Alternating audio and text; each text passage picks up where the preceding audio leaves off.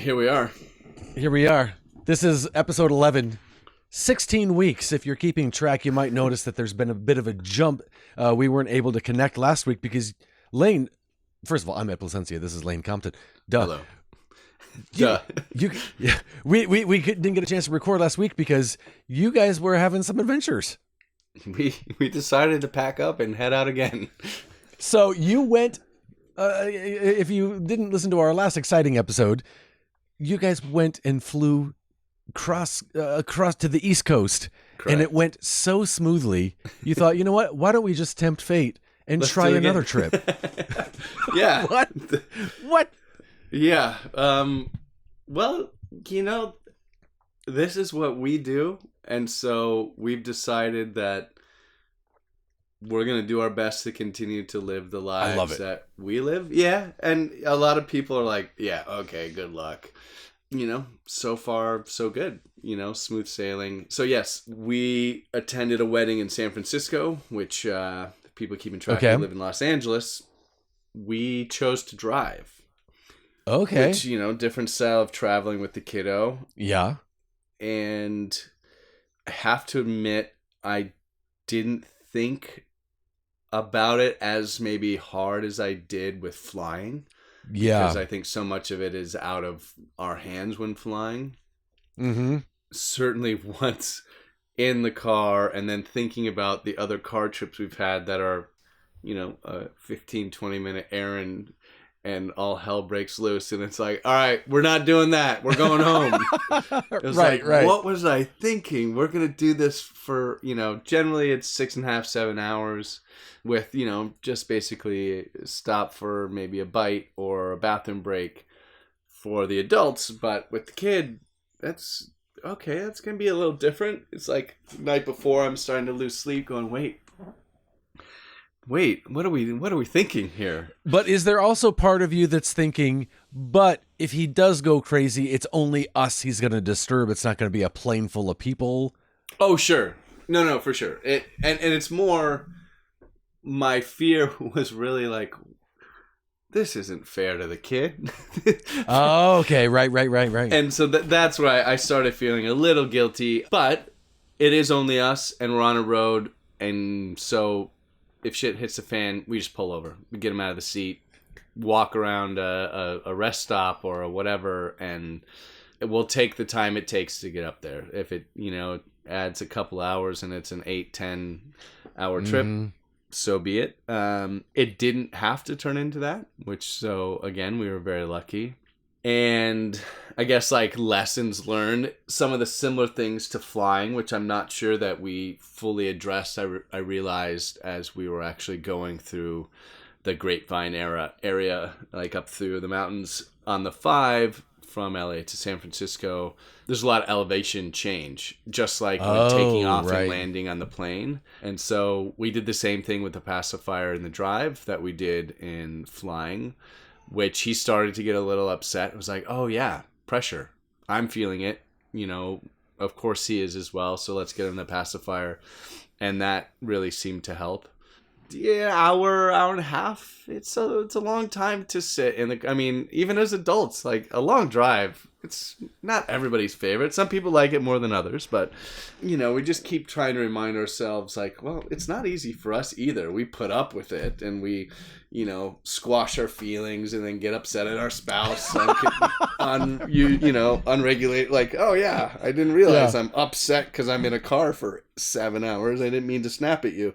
But yeah, it's a great reminder of, well, it's not easy for you either. So of course it won't be for someone who can't vocalize what's happening or express their feelings or squash them. And so yeah, we had a few moments where it was like, all right, we're just gonna pull over. Let's do an early stop. Let's get out, walk around. There's enough interesting things to stop and see anyway along that route. And so we did a longer lunch than we would have. We actually sat down at a restaurant and then walked around the grounds of the Harris Ranch area. But, we did a couple stops like that. The thing I called at the beginning of the trip was, I guarantee you we're going to be pulling in to San Francisco around rush hour.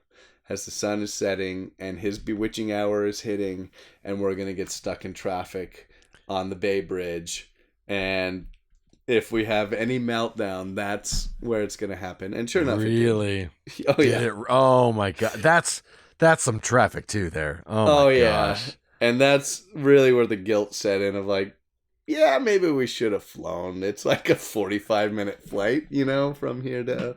But as my wife pointed out, it's like, well, you still have 2 hours before, 2 hours after hour. It's not that much quicker. Right. It's easier as an adult because you just get to sit down and there you're there. But I'd still say success.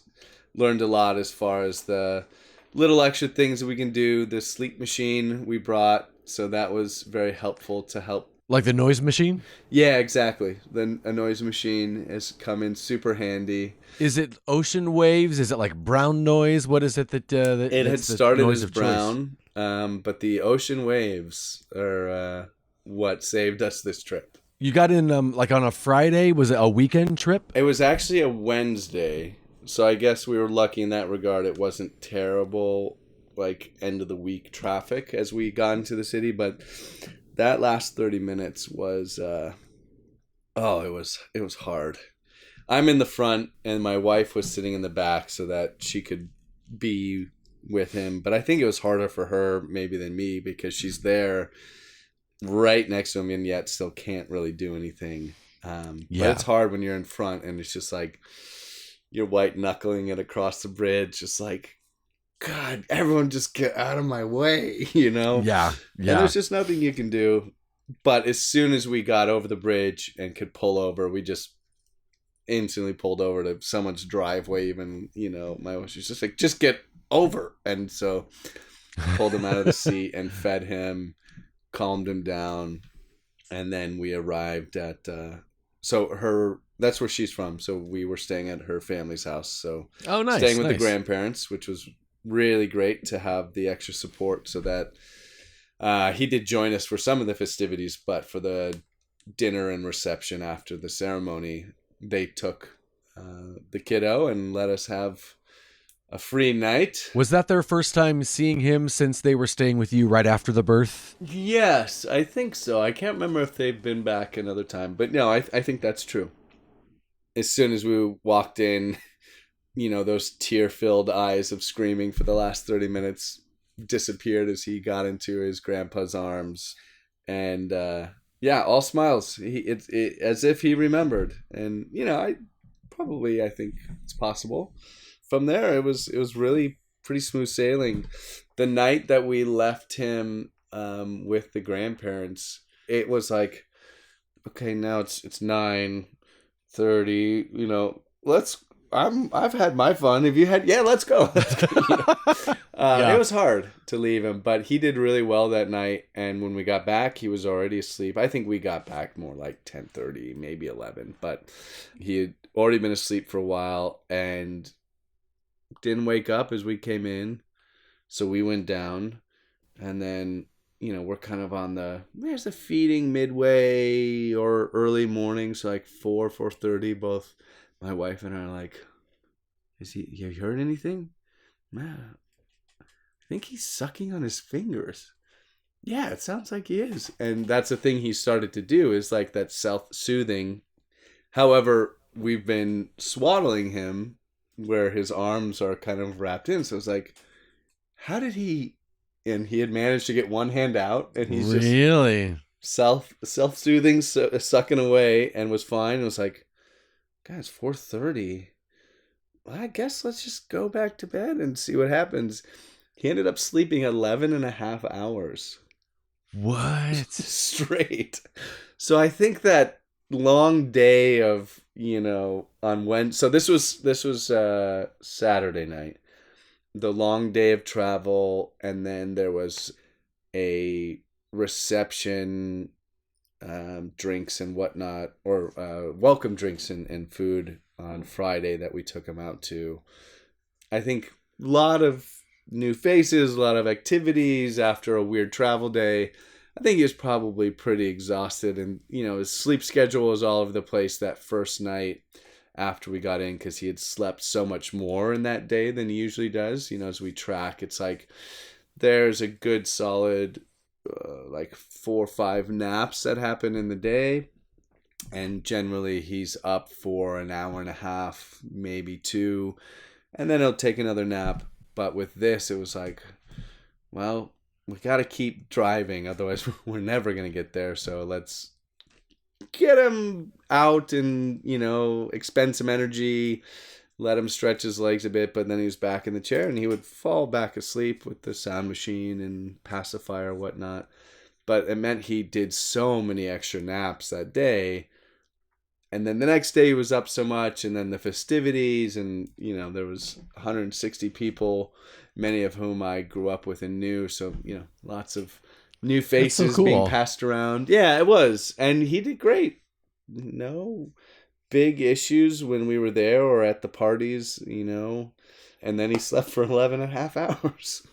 So. Wow. And I can't remember, is this the first time since family left that you guys were able to go out as a couple and leave him with someone? Second time doing that, when my sister came to visit, it was on our wedding anniversary, 5-year wedding anniversary. So we had gotten a reservation at a restaurant that we had been to once years before. That was kind of a hot spot and still is. And so I was like, oh my God, we could actually get a table early because no one goes at 5:30 anymore. Before, it's like you couldn't book it for months in advance. But it's like, well, we're going to go early anyway. But that was our first time away, and that was really hard.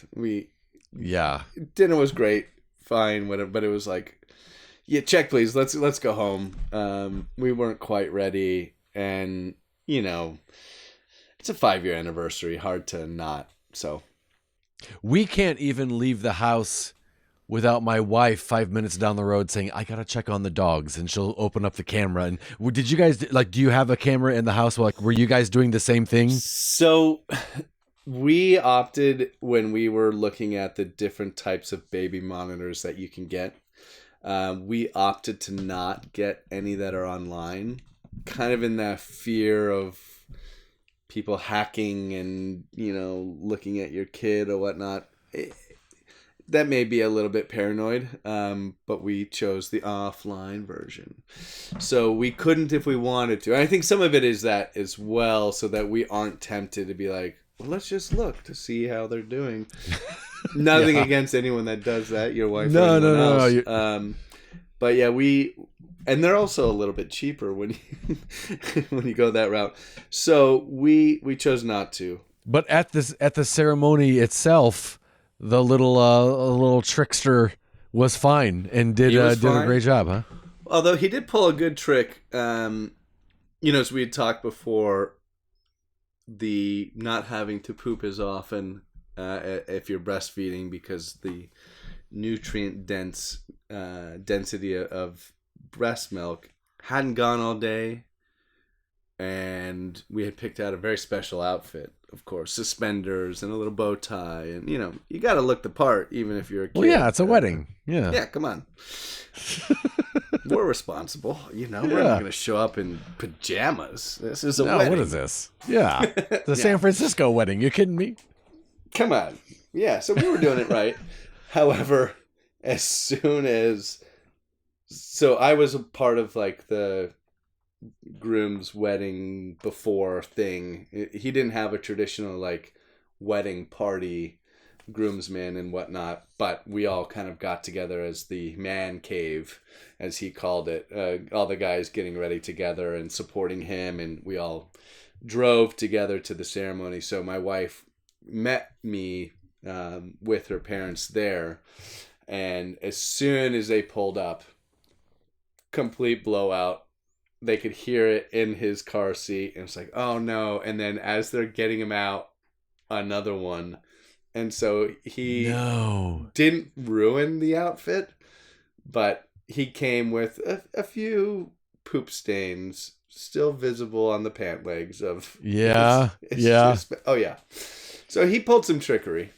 But during the ceremony, no, he behaved himself and did great. And my wife, of course, she's in her nice gown, like holding him, like we gotta change this kid. But you guys came out unscathed. No stains on you guys. No stains on us. Everything was fine. Car seat was fine. But yeah, during that change, there was just a little bit of leakage onto the pants. But that's par for the course, you know. All right. And the drive home was good. It was kind of followed the same philosophy, stopping whenever we needed to. So a few extra stops, a little bit longer than if we didn't have the kid. And of course, right before going through the grapevine, which there's still places you can stop, but like once you're up in that area, it's just like, oh goodness, let's just keep going. He did have a little bit of a breakdown again. But what was really neat was when we got home, his kind of recollection of like, you could see him being like, oh yeah, I know. He recognized it. Yeah. Which was really, really neat. I mean, I think he's really open to like, oh, we're here. Like when we went to the East Coast for my wife's reunion, the hotel, he was like, this is great. I love this place. Like, you know, went with it and was excited. But he didn't have the same kind of coming home as he did yesterday from the flight or from our drive yesterday. There was definitely we walked him around the house and showed him like, remember this is your place and this is whatever. And he was definitely like, oh yeah, I know this place. Like you could see him taking it in. And I mean, that's some of the development as well, is he's at this stage, supposedly his vision is as good as ours. Really? Wow. Yeah. That's what our Wonder Weeks app has shared with us, is that this stage of development, visibly, he can see more or less what we can and how far, and all that's basically the same. And so maybe that is partially what contributed to it. It's like he could see everything and be like, oh yeah. Whether it was like right here or not, he was taking it all in. And then just kind of off topic, but in the same topic of like the developments he's had, the awareness of both hands and like grabbing onto something with both hands now, and even just like batting at things and able to reach up and grab, or if you like you hold something out, the like seeing it and then the I want to grab it. It's not always immediate, but there's like the hands going. It's like where it's not going towards it. Oh, there it is, and then he's able to grab it. Is he holding it like like holding like a toy? Really? Okay. For sure. Yeah. And even starting to, everything's going, like if he gets a hold of it, it's straight into his mouth, whether it's his hand or the toy. He's a big knuckle biter. Like he gets your hand and he's gonna like, yeah, and drooling like crazy. So is that because of that? Can't be teething yet, is it? It's kind of preemptive. Like it may already be kind of starting where there's discomfort because they're growing.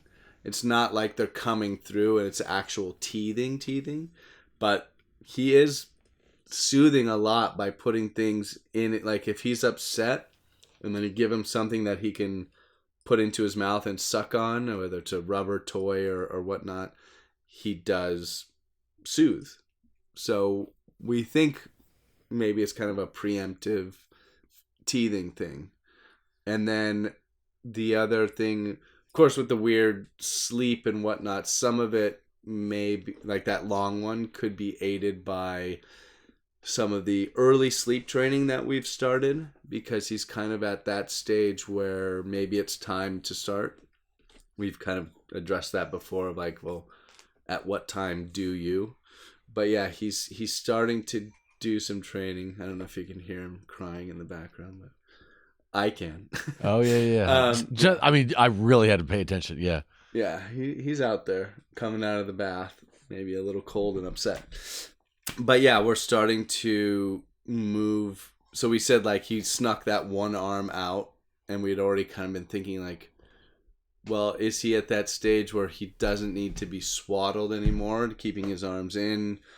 And what I didn't know is that all stems from before they would say, yeah, put him on his stomach, put the kids on their stomach, and a lot of babies were dying. And that's where the SIDS comes from, SIDS. That whole thing of like swaddling is fairly new. Like my parents didn't do it. They thought, yeah, put them, your parents probably didn't either. And that's because in a way they don't know all of the reasons that SIDS was happening. But a lot of it was because of their inability to the part of the brain that would regulate, I'm not breathing, I need to do something about it, isn't developed, or the ability to push themselves up or turn their head, all those things, they don't quite have the control. And so to put them on their back and swaddle them so their arms can't move and they can't flip themselves over.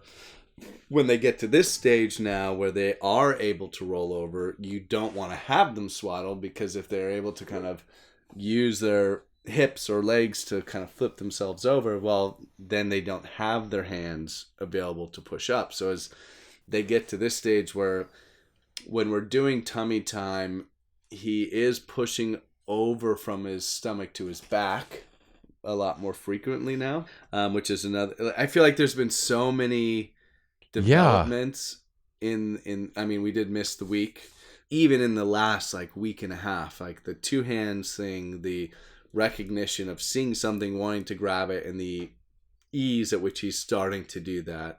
The other thing is he's rolling over a lot more frequently anytime we're doing tummy time onto his back. Now he hasn't done the back to stomach yet, but that means we're kind of close, and so they advise like, okay, maybe it's time to start leaving one arm out or leaving both arms out and starting to feel that out. You don't want to do it too soon, of course, because then they could push themselves over but don't have the ability or awareness to then push themselves back up if they are suffocating. But he's definitely at that stage of like, are we going to switch from swaddle to like a sleep sack that only goes up and his arms can be free? We saw this trip, he got one arm free and was able to do fine and actually self-soothe with his finger sucking, which is his thing all the time, day or night now. He's constantly using that. If you get the sleep sack where his arms are free, dumb non-child question here, what is the purpose of the sleep sack then? Is it just for the feel of being swaddled? Yes, and temperature regulation. They don't do that as well. Okay. Kind of a dark nurse's humor, which of course I've learned from my wife, is cold babies die and cold babies cry and hot babies die, because they just aren't able to be like, hey, this is not going well, and they just get so hot slowly that also, like you said, dumb non-baby question, I don't know these things either until being taught by my wife or reading something about it, or like, okay, I gotta, what do we do now? So it's not dumb at all. You don't really know till you know, and so many of these things, like I think I've shared before, some of the things where I'm with my parents or my wife's parents, and they're like, oh, where'd you learn that? Or what's that? It's like, oh, this is that new that when I was your child, you didn't do this? Like, that's crazy, wow. Right? How it can, how much information we can learn in just a generation. Yeah, it is. And that actually saves lives and is so beneficial. So yeah, a lot of these things are new and they're constantly learning new things and developing. And so the sleep sack versus the swaddle, at first you're like wrapping them up like a burrito, like don't let them get loose and out. And it has to do with both temperature regulation, but also keeping their limbs so they aren't, somehow flailing or grabbing something and all of a sudden their face is covered or whatnot, which is why, like, they say no pillows, no, extra blankets, none of that in the crib, because they can't say, oh my God, I can't breathe. So he sleeps without a pillow. Oh yeah. Really? Yeah. How funny. That's amazing. So that's uncomfortable. So good. Well, it's I not never like thought he's about that. sleeping Wow. on the hardwood floor, and he's got a I know, thin... but still, like, if I don't have a pillow, I'm like, I got to put something under my head. Like, I just never thought about that. Yeah. Wow. Well, and there's a type of mattress or like amount of softness you should have for a newborn versus toddler, because you don't want it to be too soft. I guess there's probably many reasons, but like the laying only on the back of their head can create like a flat spot, and then if they're only sleeping on one side versus the other, they can create kind of a lopsided head, because the head is still forming, the skull, right, is still forming. And so oftentimes if you aren't helping them regulate, okay, you're always sleeping on this side, that feels good, you're going to have a lopsided head. I'm going to put you to bed, and halfway through the night I might shift you to that way so that you're on the other side to help regulate that. And actually our son's got slightly more on one side than the other. There's a slight, and it's still developing, so pediatricians aren't concerned. Although I've had friends whose child maybe always in the middle of the night goes back to the other one, and so they often wear those like caps, like plastic helmets, and that's to help regulate the Interesting growth of, or like the shape of the skull as it's developing, so that they don't have and some of it is, it's aesthetic. No one wants to be teased for having an oblong or weird head or, whatever. Right. And if you can regulate it, why not help? But some of it is, no, we really need to make sure that he's not, or the baby isn't always on one side, because it is becoming so misshapen that we're going to put this kind of plastic helmet on them to help the shape development. Do you know at what point the head is no longer being formed, like, and that is the head? Like, do you know how long that takes?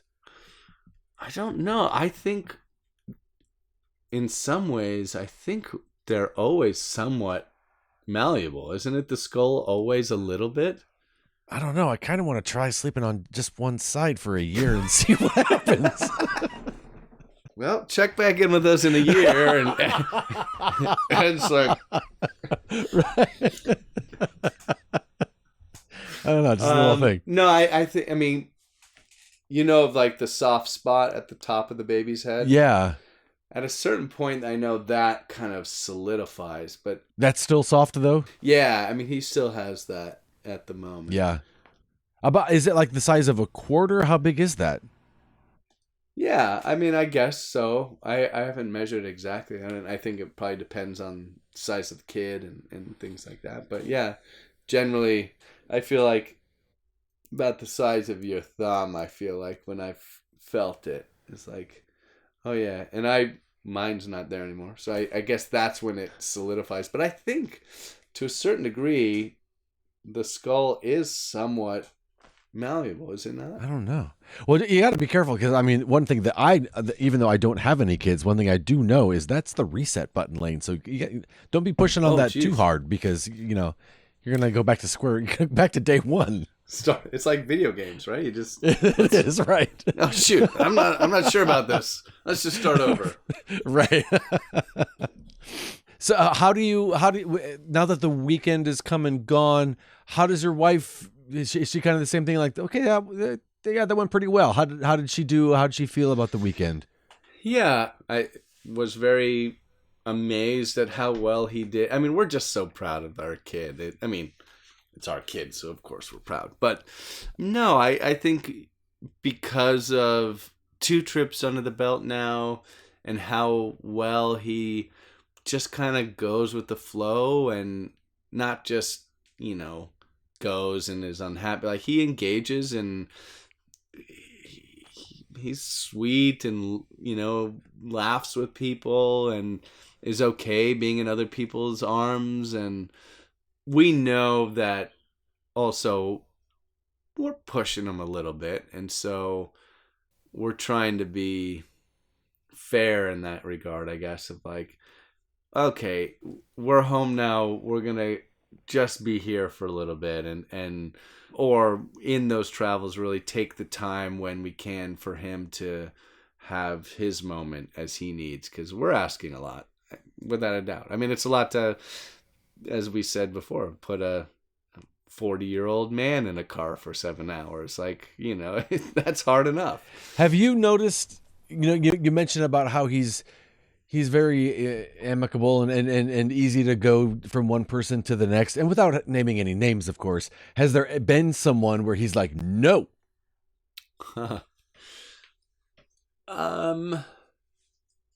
No, nothing has been that like negative, but there's definitely people that it's like, oh, this is great. I love this person. Yeah. Oh yeah.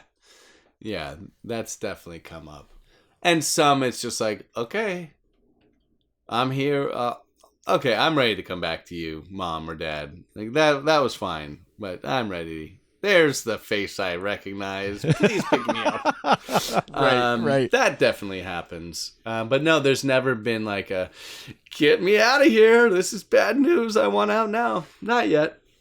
Is he trying to stand up, or is he trying to get up on anything, or is he... Oh, yes.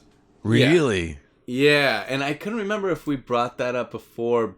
I think I did, about how he wants to stand a lot, and it's actually something that my wife shared with me, that you shouldn't allow him to do it too much because his hips really aren't developed enough to handle that weight. However, that's what he wants to do. I mean, if he's on his back and you grab his fingers and he grabs on and you're like, you want to come up? He like lies the feather stiff as a board. He like lifts himself up and he goes from his back to his feet by you pulling him, and he just muscles himself up to standing, and then he'll do it for a little bit until he can't. And so I'm constantly, if he is doing that, I drop my fingers from his hands and hold his hips just to create a little extra support so his body weight isn't all on his hips. But no, it seems like he just wants to bypass crawling and go right to running marathons. And then speaking of crawling, is he pushing himself up? Is he like doing kind of like the tummy sort of a isn't push-up? Quite. I mean, he's like yoga terms, like the upward dog.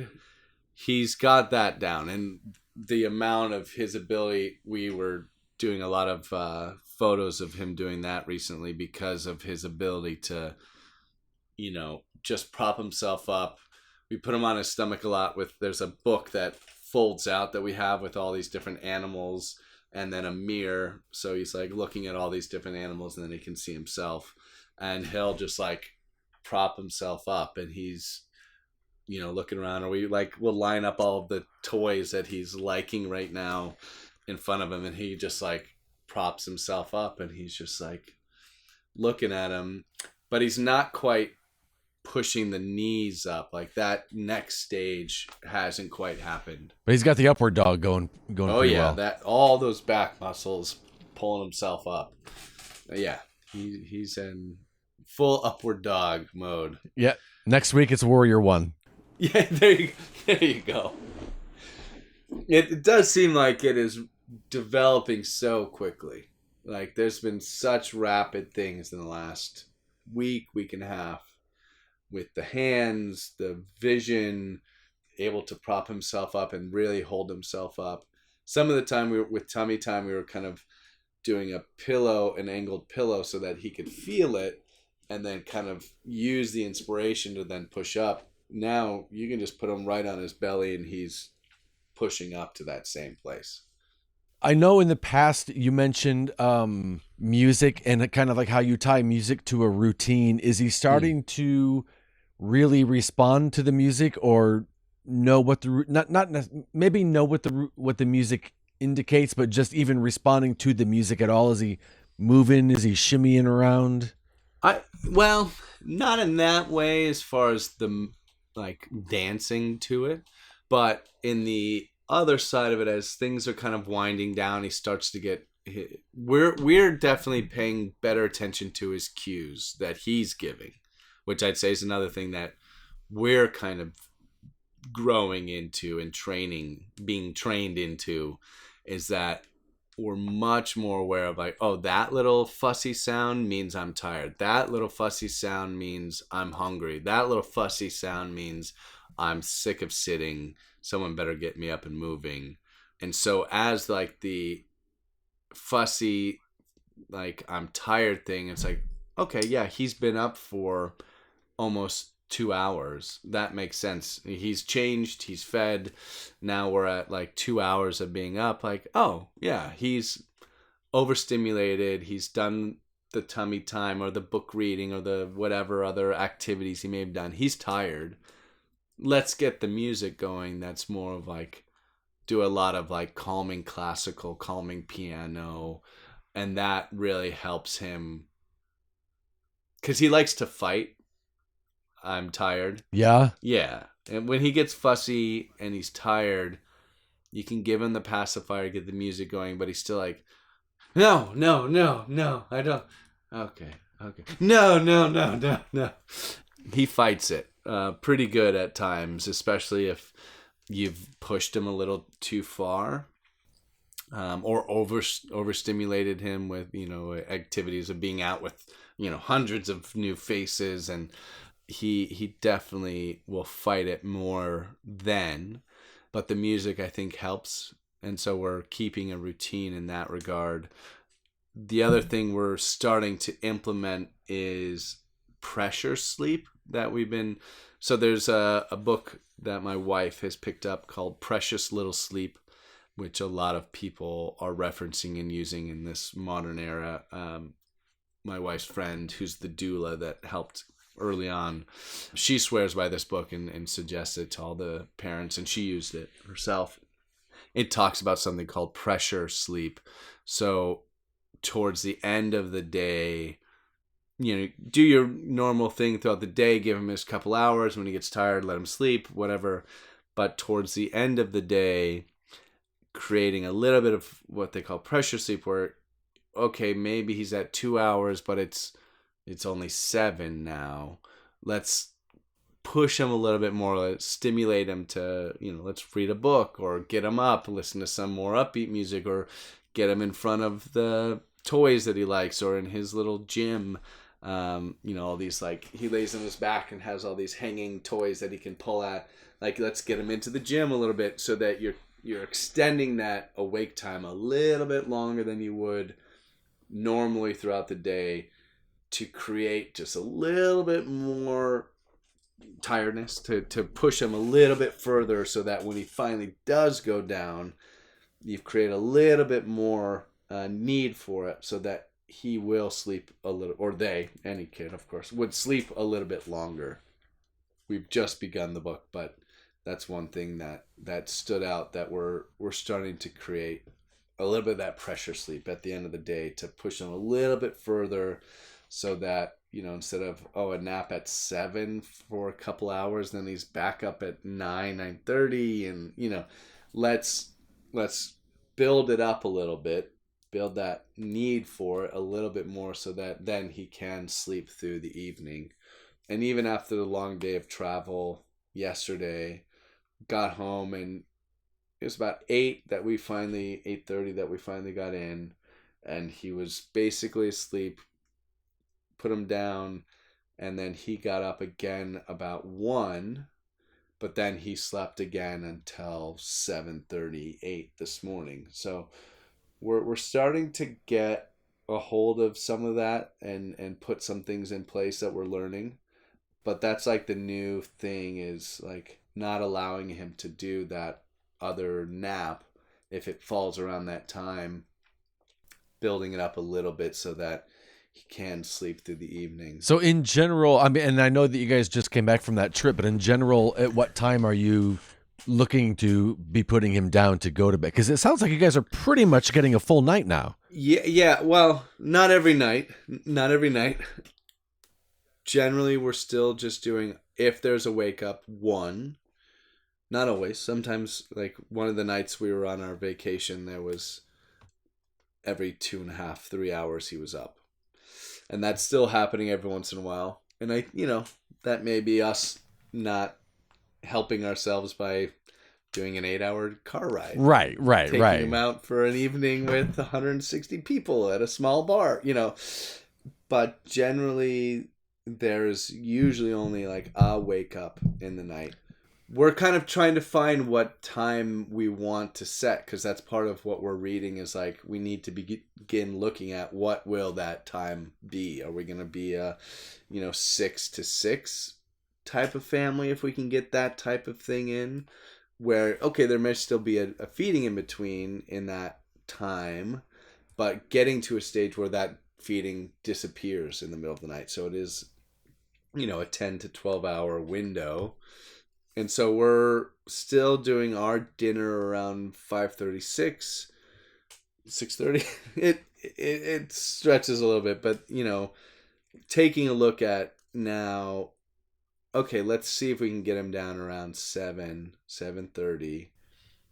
Have the monitor with us. We're not in the room with him, because before it was kind of like he would nap with us or on us at 7:30, and then okay, we're going to bed at 10. He'll wake up and we'll feed and then put him down, and then we'll shower or brush teeth and wash faces, whatever, and then get down with him, and then he'd wake up again. But no, we're trying to get that that first leg, like we're gonna put you down, and then when it's our turn to come to bed, we're gonna go to bed, and if we can do it without waking you, like we had the 11 hours in San Francisco, great. And if he does wake, well, okay. But we're trying to get that sleep training started. And he's still in your room in the bassinet, correct? Correct. Yep. So, just prediction wise, Christmas night, will he be in there as well? Will he be in his own room? Will he be in a crib? What do you foresee? Well, that's a really good question. We've kind of been bouncing around with where we'll be at that, because he is already pretty tall. He's like 75 percentile in height, and we'll have a better gauge of that this Friday. We have our 4-month checkup, or just before 4-month, because we're at, just before that this Friday. But for his second round of vaccines and pediatric checkup, we'll see where he's at in the percentile. But before, he was like 75th roughly. And so he's already getting to a stage where if he shimmies or moves at all of a sudden he's down and his feet are hitting the bottom of the bassinet, which could cause him to wake up, because he's like feeling kind of crunched up in the bottom if he's wiggling a little bit. And it's a secondhand thing, so it is already kind of at an angle. So right. The momentum, once he starts moving, he's sliding down. Right. But at that age, roughly 6 months, then I don't know. He may be too tall, too big for that. But we'll see. I mean, we have his crib built and ready right now. It's just kind of holding all the extra things. But yeah, I don't know. I mean, we have a family trip planned to meet both the pairs of grandparents and all the siblings, mine and my wife's. We'll all be together, and so we have our own room, so he'll be with us in that regard for the holiday. But what will be the regular thing at that time? Will he be in his own room at that stage? I don't know. I haven't got to that chapter in the book yet. I don't know. Right, that's true. That'll be something we have to keep in touch about. Yeah. At 4 months in, not how many shoes has he gone through, but how many sizes of shoes has he gone through already? No shoes at all thus far. No? We've got like some booties that we put on him when we're in colder places or afraid of his feet being cold. But a lot of the outfits or onesies have feet built into them, so that's helping keep them warm. But he is, so like you have the newborn size, and sometimes it's like 0 to 3 months. It's like some of them say newborn, some of them say 0 to 3 months.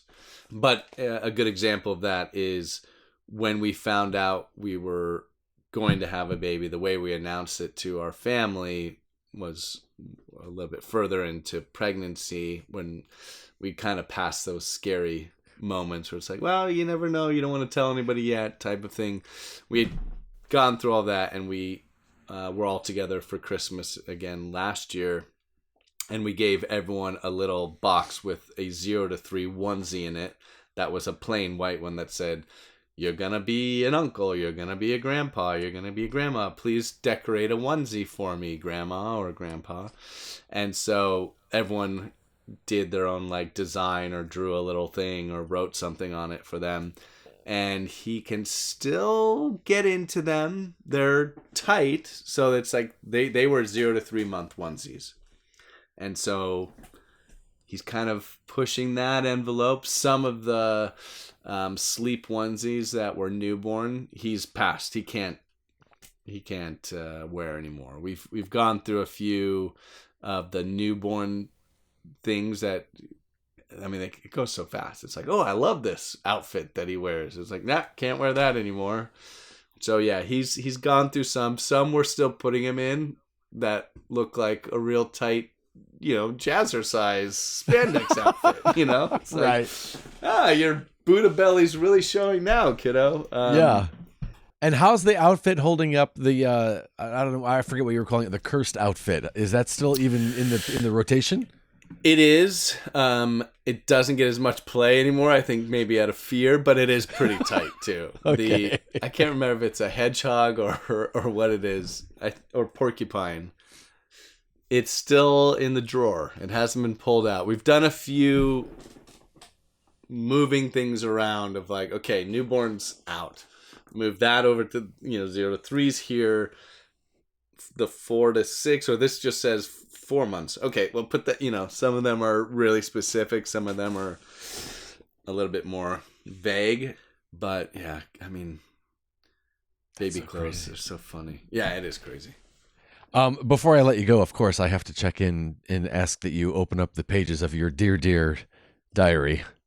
And the Poo Diaries. The Poo Diary, your little diaper diary, and let's have a I have adventure. it queued up. 4:05 a.m. Mix mushy brown yellow blowout. Oh, is the headline. Yeah, look out. Heavens! I sat there listening to him feed as the explosions happened. Started as a slight tremor right before, and then it escalated from there. Unable to see, but I could hear, and what I heard stoked fear in every pass. The thought became a knowing feeling of dread, and a hope that it was all staying in the diaper. But when the bullets start flying, it's all just wishful thinking from there. Hopes and dreams, thoughts and prayers. There's a knowing in the gut. We lost a good onesie tonight. One can't help think, was there anything I could have done to keep this from happening? When I began to worry, it was probably too late anyway. No doubt, it could inspire debate with arguments on both sides, but the deed is done, okay? And I'm the one with poo on my hands trying to shake off the events of this seemingly calm evening, and the pain that this young lad had to get through just to get some sleep. But now we recharge the batteries because tomorrow is a new day. I like it, soldier. So yeah, I mean, I think that speaks. Yeah, we lost a good one. Yeah. The fallen soldier. Not a whole lot of explanation needed there. Oh man, there was a lot going on. That was a battle. Oh yeah, sometimes it is. Yeah, there's another episode of the Poo Diaries, the Diaper Diaries. I like it. A good episode all around, for sure. All right. Well, good. Yeah. Well, thanks, Ed. Yeah, Lane. Until thanks next time, pal. Yeah, thanks for keeping us posted, and we'll talk to you next time. All right, bud. Sounds good.